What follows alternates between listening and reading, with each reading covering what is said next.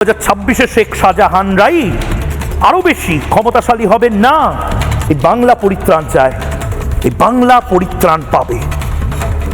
প্রশ্নটা আপনাকে করলাম, কেন এই আলিম মোল্লাকে বাঁচাতে গোটা সিস্টেম নেমে পড়েছে? আলিম মোল্লা, এই আলিম মোল্লাদেরকে বাঁচাতে গোটা সিস্টেম নেমে পড়েছে, কারণ ভোলা ঘোষদের প্রাণের দাম বড় সস্তা। কিটে ছড়িয়ে দিলে পারে, কিটে ছড়িয়ে দিয়েছেও। ব্রেকিং নিউজ এই মুহূর্তে নেব। এই ব্রেকিং নিউজটা সবচেয়ে বড় পর্দা ফাঁস করবে এই গোটা সিস্টেমের। এত ঘন্টা হয়ে গেল, এখন অব্দি কি কোনো সুমোটো কেস রেজিস্টার হলো? স্বতঃপ্রণোদিত মামলা রেজিস্টার হলো? ঘটনায় এখনো কোনো কেস কেন স্টার্ট হয়নি?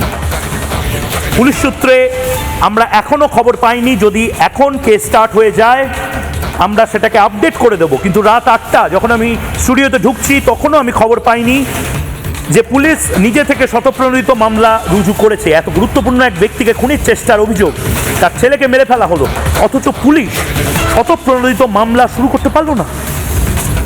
এই সুযোগে অভিযুক্ত পলাতক আলিম আরও নাগালের বাইরে চলে যেতে পারে।